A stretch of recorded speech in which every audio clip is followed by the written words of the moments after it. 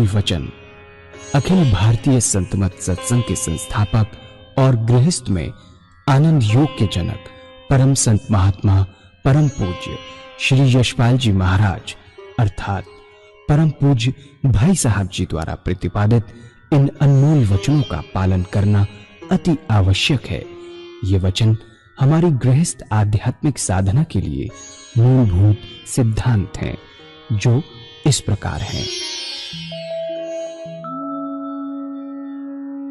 हम दुनिया की हर चीज की कीमत आंकते हैं, अपने मानव जीवन की कीमत भी जाने व परमात्मा की प्राप्ति हेतु साधना करें। मनुष्य योनि एक उपहार है, इसीलिए परमात्मा को धन्यवाद देते हुए आधा घंटा प्रातःकाल, आधा घंटा सायंकाल पूजा अवश्य करें। सत्संग, सतनाम व सद्गुरु को प्राथमिकता देते हुए इसी के आधार पर ध्यान योगाभ्यास अवश्य करें व गृहस्थ के कार्यों को परमात्मा का कार्य समझकर उसी की याद में संपन्न करें। हर समय ये ध्यान रहे कि गुरु कृपा द्वारा परमात्मा की पवित्र सत्ता का हमारी आत्मा में वास है, अतः मन में निरंतर अपने इष्ट देव का जाप करें। मान सम्मान की इच्छा न करें व अपमान से दुखी न हो। परमात्मा के अतिरिक्त किसी और का भय न करें। दूसरों की बुराई न करें, न सुने, सत्य व मधुर बोलें, अश्लील शब्द मुंह से ना निकालें, सभी से नम्रतापूर्ण व सुंदर व्यवहार करें। धर्म पत्नी के अतिरिक्त अपने से बड़ी से माता जैसा, बराबर की से बहन जैसा व छोटी से पुत्री जैसा व्यवहार करें।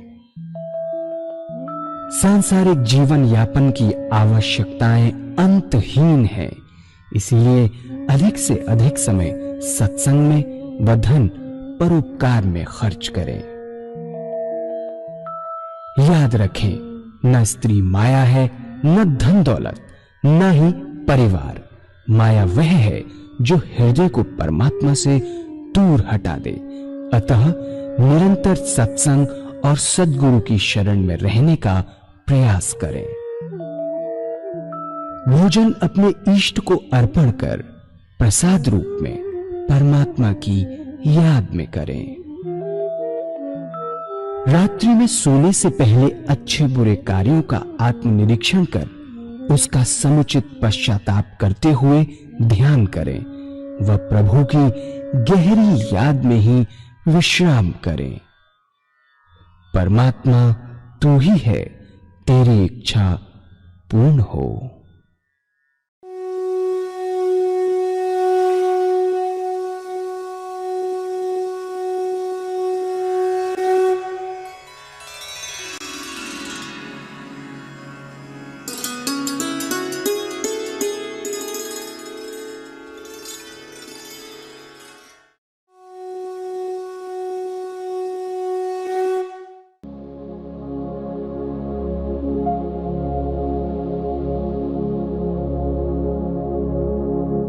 जय सद्गुरुदेव जय पद शरणं श्री यशरूप चरणों शरणं। जय सद्गुरुदेव जय पद शरणं श्री यशरूप चरणों शरणं। రోజులో 24 గంటల్లో 2 గంటలు మనం భగవంతుడికి కేటాయించాం. 22 గంటల సమయం మన పనులు, మన కర్తవ్యాలు, బాధ్యతలు వీటిని నిర్వర్తించడానికి మన దగ్గరే ఉంది. మీ విలువైన సమయం ఏది కూడా ధ్యానానికి తీసుకోలేదు అని చెప్తున్నారు గురుదేవులు. కేవలం ఖాళీ సమయంలోనే తరచి చూసుకుంటే 2 గంటల సమయం సునాయాసంగా మనం భగవంతుడికి ఇవ్వడం జరిగింది. ఇంకా 22 గంటల సమయం మీ దగ్గరే ఉంది అని చెప్తూ ఉన్నారు. बहुत से लोग बहुत कष्ट उठाते हैं महात्मा। कोई फीका खाता है, कोई मीठा छोड़ता है, कोई सारी चीजें मिलाकर खाते हैं, बड़ा तप और तपस्या करते हैं। स्वादेंद्रिय निग्रह करने के ऊपर। हमारे संतों ने बड़ा सुंदर तरीका बताया, परमात्मा की याद में भोजन कीजिए, ये बताया। उनकी याद में भोजन करेंगे, ऑटोमेटिक स्वादेंद्रिय निग्रह हो जाएगा। अब आपके 2 घंटे पूजा के हो गए, आधा घंटा सुबह पूजा, आधा घंटा सायंकाल पूजा, आधा घंटा दोपहर भोजन, क्योंकि पूजा में ही परमात्मा की याद करते हैं, भोजन करते हुए परमात्मा की याद करते हैं। तो ये 1 घंटा आपकी साधना में ऐड हो गया, 2 घंटे करना। आगे और देखा, क्योंकि हमको 24 घंटे परमात्मा की याद करनी है, 1 घंटा आधा घंटे से काम नहीं चलेगा किसी हालत में भी। तो देखा गया कि हर मनुष्य सोता है और सोने में 6 घंटे सब लगाते हैं। 6 घंटे सोने से पहले अगर 20 मिनट परमात्मा को दे दें तो बहुत बड़ी बात हो जाएगी, विहार की शुद्धि हो जाएगी। भगवान श्री कृष्ण ने विहार की शुद्धि पर बड़ा भारी जोर दिया। 20 मिनट परमात्मा को दिए, 6 घंटे आपके अपने, वही अपना समय है आपका। आपने अपना समय अपना बनाया। हर चीज की कीमत आंकते हैं, जमीन की कीमत आंकते हैं, गहनों की कीमत आंकते हैं, साड़ी की कीमत आंकते हैं, हर चीज की कीमत आंकते हैं, पर अपनी कीमत हम नहीं आंकते कि हमारी कीमत क्या है। बहुमूल्य परमात्मा ने शरीर दिया, अपनी कीमत को आंके और आके जो मेन काम उसने दिया है उस चीज को पूरा करें। और उसके लिए साधना करना बहुत जरूरी है। समय परमात्मा को जितना देंगे उतना वो आपका अपना होता चला जाएगा। 6 घंटे परमात्मा की याद, 20 मिनट करना क्या है कि सोने से पहले आत्मनिरीक्षण करिए, दिन में जो काम किया उसको सोचिए, और सोचने के बाद ये देखिए कि कौन से अच्छे काम किए और कौन से खराब काम हो गए। जो अच्छे काम है वो अपने देव के अर्पण कर दीजिए। और जो आपके अंदर ऐसी चीज है जो लगता है कि अगर ये छूट जाएगी तो हमारी साधना और अच्छी हो जाएगी, परमात्मा का नाम और अच्छा होना शुरू हो जाएगा, उसमें से सबसे छोटी चीज को पकड़े जो आपको खराब लगती है, अपने परमात्मा से वादा कीजिए और उसके बाद उस चीज को छोड़ दीजिए, उसको रिपीट मत करिए। इससे क्या होगा कि आपकी इच्छा शक्ति, विल पावर बोलते हैं, वो बढ़ती चली जाएगी और इतनी स्ट्रांग हो जाएगी कि बड़ी बड़ी चीजें जो हमारी जिंदगी में है, जिन्हें सोचते कि ना जा पाएंगी, वो भी छूटती नजर आएंगी। जीवन बड़ा सुंदर और अच्छा होता चला जाएगा।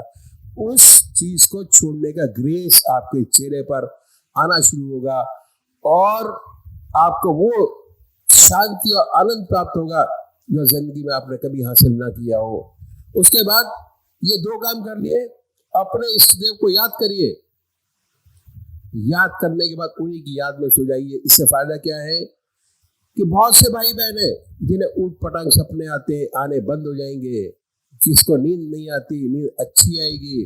जो सपने देखता है बेखबर होकर सोएंगे, ऊपर की बहुत सी चीजें होती हैं वो धीरे धीरे खत्म हो जाएंगी, वो चीज सामने नहीं आएंगी। मेंटल स्टेटस बहुत स्ट्रांग होगा।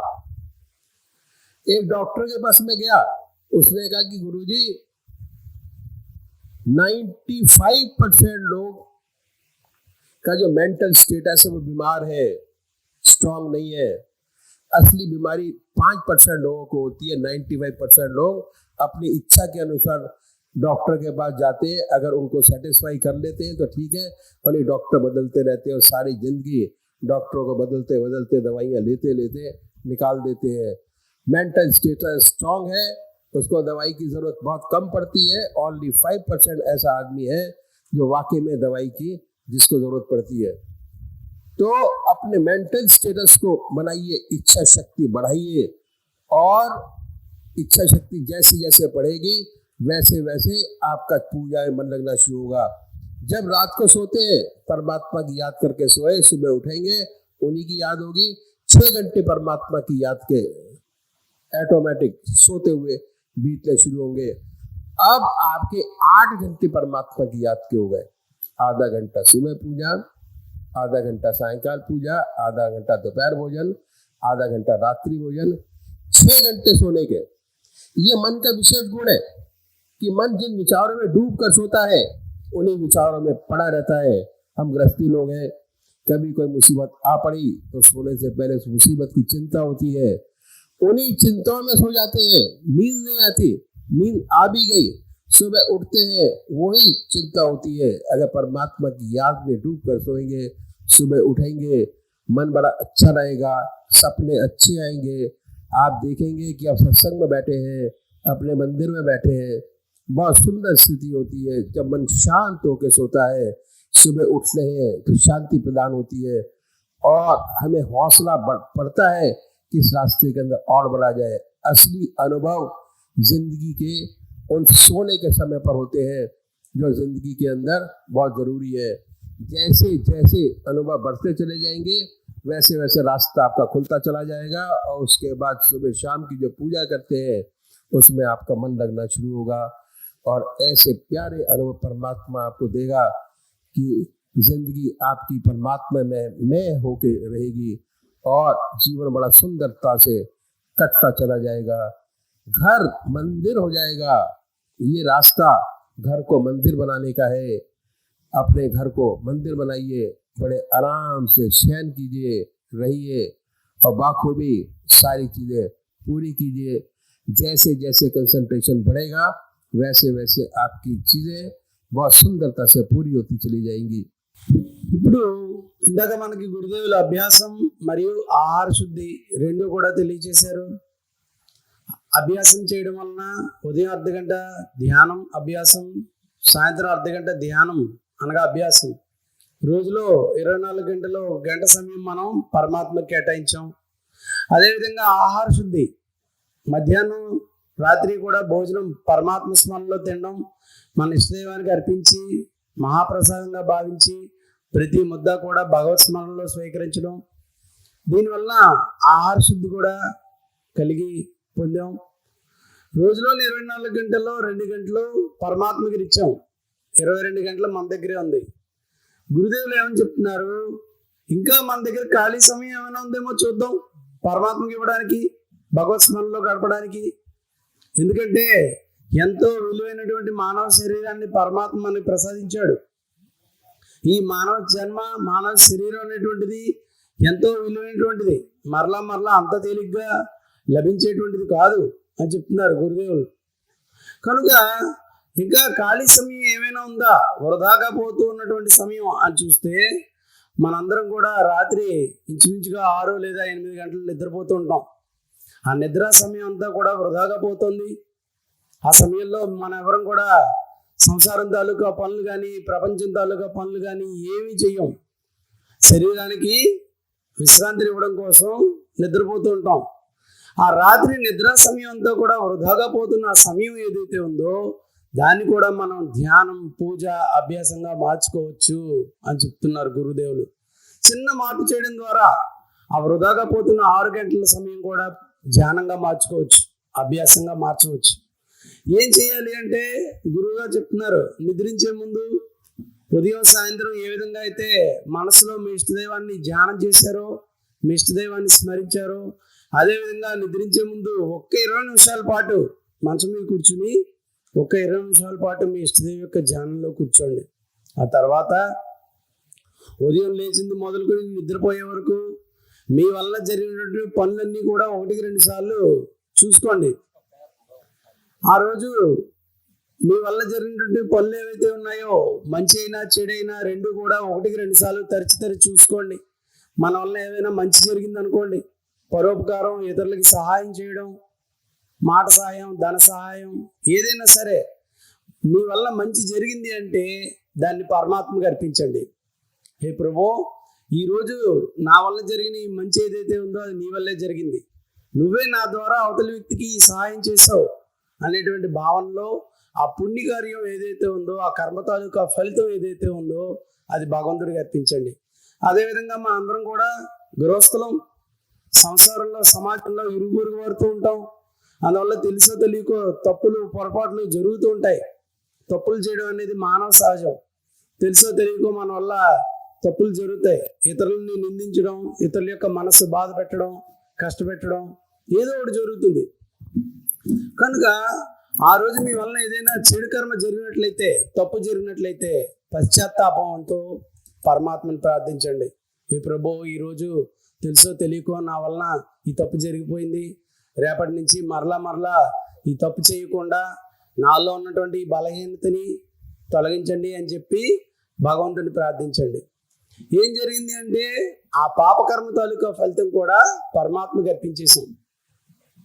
భగవంతుని ప్రార్థించి పశ్చాత్తాపంతో ఆ భగవంతుడికి ఆ పాపకర్మ తాలూకా ఫలితాన్ని కూడా అర్పించాం. దీనివల్ల ఏం జరుగుతుందంటే గురువు గారు చెప్తున్నారు, మీలో ఆత్మిక శక్తి పెరుగుతుంది, విల్ పవర్. ఎప్పుడైతే రోజు మనం చేసేటువంటి పనులు ఏవైతే ఉన్నాయో 1-2 సార్లు చూసుకుని చూడండి. ఒక వ్యాపారస్తుడు ఉంటాడు, ఉదయం లేచింది మొదలుకొని రాత్రి షాప్ కట్టేసేంత వరకు నిన్న ఎంత డబ్బులు వచ్చాయి, ఈవేళ ఎంత సరికమ్ము, ఎంత లాభం వచ్చింది, ఎన్ని ఖర్చులు అయ్యాయి, ఎంత మిగిలింది రాసుకుంటాడు.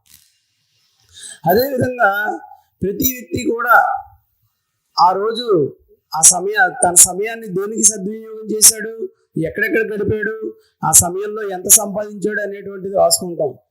మహాత్ములు ఏం చెప్తున్నారు, ప్రతి వ్యక్తి కూడా ఈ బట్టల యొక్క విలువ ఎంత, భూమి విలువ ఎంత, నా ఇల్లు ఆస్తిపాస్తుల విలువ ఎంత, ఈ చెప్పుల విలువ ఎంత, బంగారం విలువ ఎంత, వెండి విలువ ఎంత, ఇలా ప్రతి దానికి విలువ కొడుతున్నాడు, విలువ ఎంతో తెలుసుకుంటున్నాడు. కానీ దురదృష్టం ఏంటంటే మనిషి తన విలువ తాను తెలుసుకోలేకపోతున్నాడు అని చెప్తున్నారు గురుదేవులు. మన విలువ ఏంటో, ఈ మానవ జీవితం యొక్క విలువ ఏంటో తెలుసుకున్న రోజున ఒక్క నిమిషం కూడా వృధాగా గడపడు అని చెప్తున్నారు పరమాత్మ గురుదేవులు. మన విలువ ఏంటి, ఈ మానవ జీవితం, ఈ మానవ శరీరం యొక్క విలువ ఏంటి, భగవంతుడు ఎందుకు ఇచ్చాడు ఈ మానవ శరీరాన్ని అనేటువంటి విషయం తెలుసుకోవాలి. మన జీవితం యొక్క విలువ తెలుసుకోవాలి, ప్రతి నిమిషం ఎంత విలువైందో తెలుసుకోవాలని చెప్తున్నారు. ఈ విధంగా ఆత్మనిరీక్షణ చేసుకుని 1-2 సార్లు మనం చేసినటువంటి పనులన్నీ కూడా మంచివైతే పరమాత్మకు అర్పించి, చెడు కర్మలైతే రేపటి నుంచి ఆ చెడు అనేది ఏదైతే ఉందో అది మరలా తిరిగి రాకుండా, వాళ్ళ ఎటువంటి తప్పు జరగకుండా నిగ్రహం కలిగించమని పరమాత్మని ప్రార్థించి అప్పుడు భగవన్ నామస్మరణలో నిద్రించాలి. ఏం జరుగుతుంది అంటే గురుదేవులు చెప్తున్నారు, భగవన్ నామస్మరణలో నిద్రించడం వలన 3 రకాలైనటువంటి లాభాలు కలుగుతాయని చెప్తున్నారు. మొట్టమొదటిది చక్కగా నిద్ర కలుగుతుంది, నిద్ర పడుతుంది.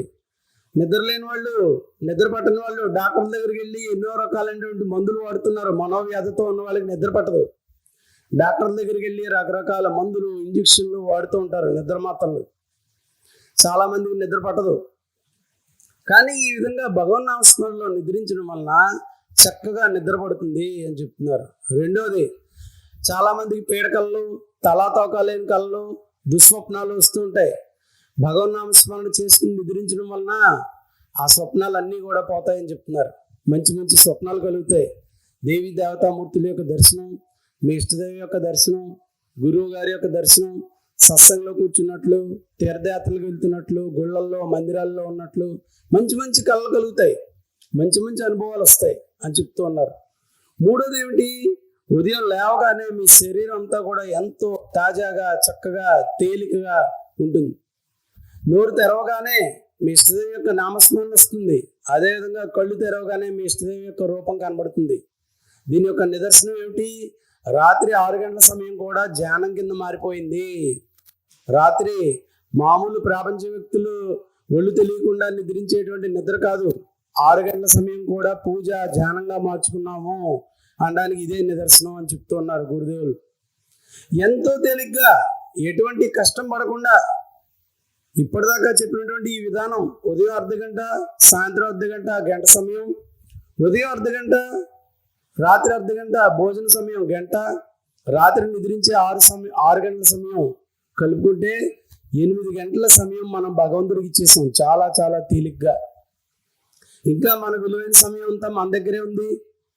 ఈ విధంగా ఎప్పుడైతే 8 గంటలు పరమాత్మకి, 16 గంటలు ప్రపంచానికి కేటాయించామో, మనలో పరమాత్మకి సంబంధించినటువంటి ఆలోచనలు, మనసు ఒక వంతు భగవంతుడి వైపు, 2 వంతులు ప్రపంచం వైపు వెళ్ళింది. కాబట్టి ఇక మీకు ఏకాగ్రత కలగడం అనేది అంత కష్టమైన పని కాదు, అత్యంత తేలిగ్గా ఏకాగ్రత కలుగుతుందని చెప్తున్నారు. అసలు ఎందుకు ఈ మనస్సుకి ధ్యానం, ఏకాగ్రత అలవాటు చేయాలంటే గురువు గారు చెప్తున్నారు, ఈ రోజుల్లో మనందరికీ కలిగేటువంటి అనారోగ్యాలు అవి ఏవైతే ఉన్నాయో 100% మానసిక మనోవ్యధ వల్లే కలుగుతున్నాయని చెప్తున్నారు. ఆయన తెలుసు డాక్టర్ గారు ఒక ఆయన ఉన్నారు, ఆయన చెప్పారట, భయ్యాజీ నా దగ్గరికి వచ్చే పేషెంట్లో రోగుల్లో 199 మంది మానసిక రుగ్మతలతోటి మానసిక మనోవ్యధలతోటి బాధపడే వాళ్ళే వస్తున్నారు. వాళ్ళ శరీరానికి కలిగిన రోగం ఎంతైతే మానసిక వ్యధ ఎంత. 95% మానసికంగా కంగారు పడిపోయి ఆందోళన చెందేసి తమకు వచ్చిన రోగాన్ని పెద్ద పెద్దదిగా చేసేసుకుంటున్నారు.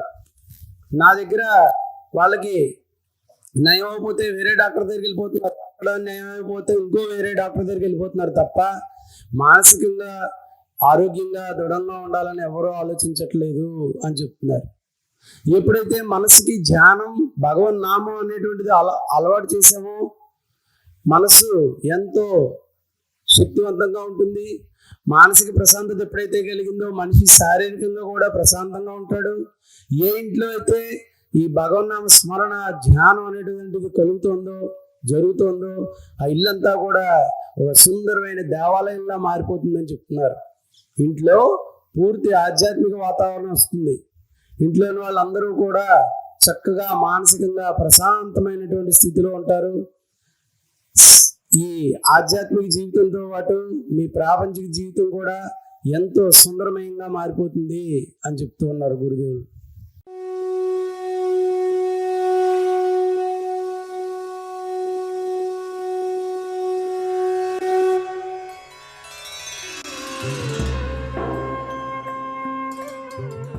ध्यान योग के कार्यक्रम आनंद योग से निशुल्क जुड़ने के लिए संपर्क करें 9810239677।